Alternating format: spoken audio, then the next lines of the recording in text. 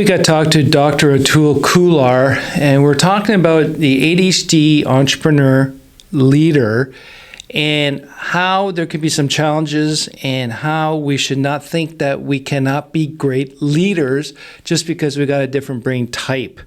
And the one thing I really liked about this conversation was he really spent time on talking about the leadership paradox of the ADHD brain, okay? So ADHD leaders, we excel great in crises, but struggle with the daily task or the mundane day-to-day.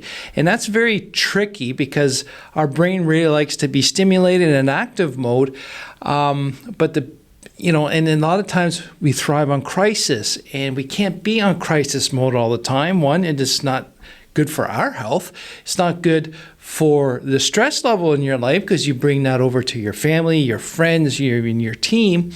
And at the same time, as your company can't be in constant crisis mode because they won't get anything done and you're going to burn people out. So just because it works well for us doesn't mean it works well for everyone else. A couple examples of that for me is in my undiagnosed days, once the company got past that startup phase and we were very consistent and we're doing great growth and we had a good team of 10 people and we're doing incremental growth, which subconsciously I didn't like. It was boring because there wasn't something new. At the startup stage, it was go, something new all the day. There's always a crisis. I got to do this. I got to do everything. Hire people. Let's do this. Yes, say yes to this. Say no to that. Okay, mostly I say yes. It was great fun during the startup phase when there was nothing to something. And once we got to something, I was actually starting to find problems and creating crises. So you ever heard the term that, we're all good at putting out fires, but a lot of times we're the ones starting the fires. So I became the arsonist in my own company because I wanted to put fires out. I wanted a crisis. I was getting pissed off with customers. I was actually creating crises so I can be thriving and being engaged. And that's where, knowing what I know now, I would have done something different. But in the end, I was still able to lead, but there's some of the stuff that wasn't working well.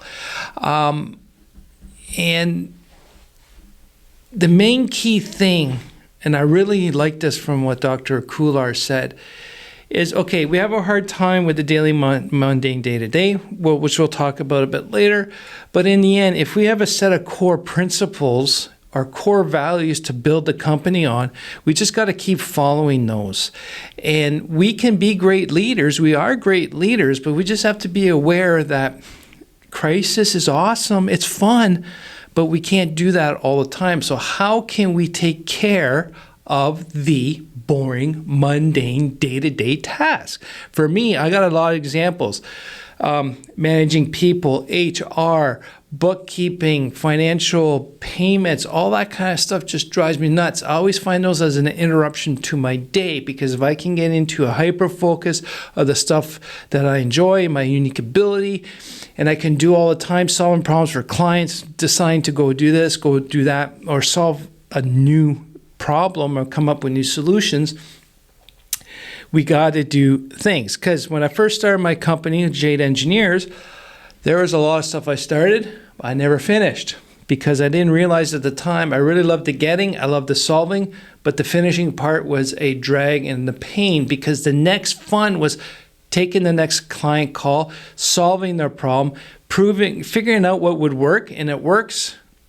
Why do I need to do the details? So that's why we need, us ADHD leaders, we need a right-hand person who is really good at executing these tasks and translating our ideas to the team. So here's a great example. I get a phone call, I go on site, I solve the client's problem, I come back, I crunch a few numbers to prove that what I'm thinking is fine, use this beam, do this, do that, at least they can get going. But now the final product, which is actually drawings and or a report, gets delayed because I just did not want to do it. It's not fun. It's boring. I already solved the problem. So hiring engineering staff to do those what I call mundane tasks that they thrive at. They were starting to get the drawings out on time. They were doing the drawings consistently, and things were then getting done quicker. So I got it, I passed it on, and that was a new skill of delegation. Being used to start up and doing everything by myself, that was a tough one to do. But the thing is, most entrepreneurs do wrong is we always try to hire other people like us, and that's a mistake. That's one of the biggest mistakes I repeated quite a few times. What you need to do is hire your weaknesses. I don't like bookkeeping. I hired a bookkeeper. I don't do my own taxes. I got an accountant. I don't like to do the drafting, so I got drafters to do that. I hired people to do inspections for cranes because I did that. I know it, but I didn't want to do it every day. So I started hiring from the weaknesses, even to the point where I started hiring people to do different parts of engineering on a construction site that I didn't know. One guy was here doing connection designs. One guy was here for concrete. I know that stuff, but I'm really weak, and I don't want to make that a stronger weakness. So hiring for your weaknesses is key. Admin work. I finally hired an admin to take me, which I thought was guilty and lazy, but in the end, she does all the stuff that I don't like to do. So I can spend more time doing valuable work at a higher rate. And that's really good for everyone.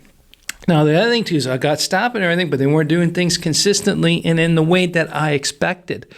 Why? Because I expected them to know what I was doing and how I did it, and they should figure it all out.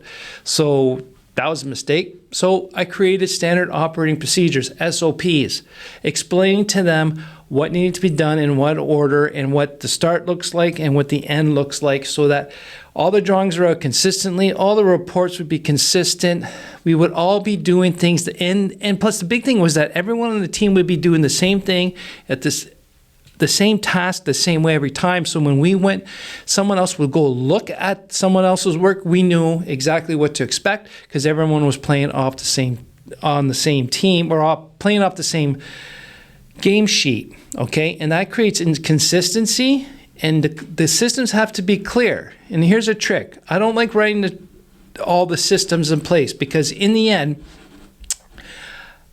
I don't need 200 steps. I only need a few. And if that's the case, I created the milestones and then I had the team fill in the rest. But in the end, I had full control of the process, the main key milestones, and I figured I let them fill in the blanks. So some people need those extra 10, 20 steps in there, because there's people, like we talk about the Colby, the follow-throughs. They like the systematic process. That drives me nuts, but that's good for them and they need that. So that's why your SOPs also need to be clear, concise, clear systems. So in the end, what I really discovered being a leader, an entrepreneur leader with an ADHD brain, is mental energy management. And that also has to do with prioritization, okay? So our brain is not wired for today's world. We should do a lot of stuff. We have to do a bunch of stuff that doesn't fall in great with our brain type. So we actually have to focus the focus. And when we need to focus the focus, we burn off a lot of mental energy, like a out-of-tune diesel engine puking black smoke. So we're just devouring a lot of fuel, but getting nothing out of it. So that's why hire for your weaknesses, so you can spend all your time in your unique ability and in the tasks that you thrive, because there you're using your mental energy efficiently. And that's, to me, is the big key about all this, and my systems that I've created is how can I reduce or better manage my mental energy, my routines in the morning, so I don't have to make decisions, so my mental energy is conserved for the daytime. The other issue too we have as ADHD leaders is overwhelm, the amount of projects, the big projects.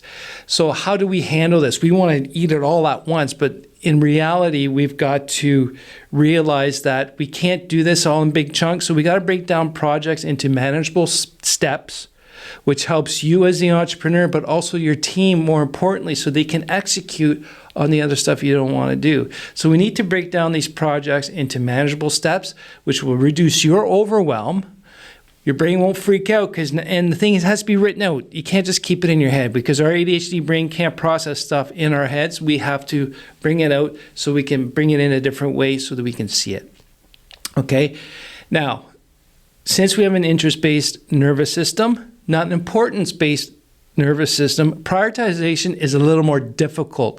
And that's how we get overwhelmed with ideas, because we have a hard time determining what is truly important. Everything is equally important. So everything's gray in between.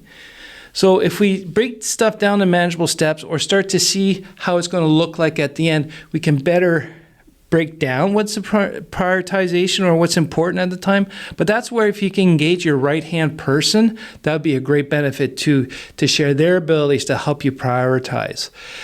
And that's when I started working with my engineering manager at the time, is we start to sit down and decide what we're going to do and start realizing these are bigger projects than I expected, and we need to spend more time or reorganize things and reassign people.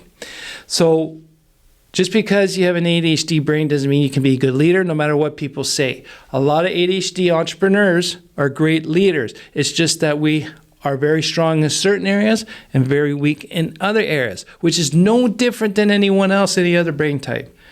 Just hide your weaknesses, pay attention to your mental health management, and we can excel. And we just try not to stay in crisis over mode. Let's try to just spend time in the stuff that's very interesting, challenging, and novel, and try to stay out of the crisis mode as much as we can, and we can still thrive and have that team do everything else that we don't want to do. So let me know what you think about this chat here. You can email me at André@theimpulsivethinker.com. I'd love to hear from you. So talk to you soon.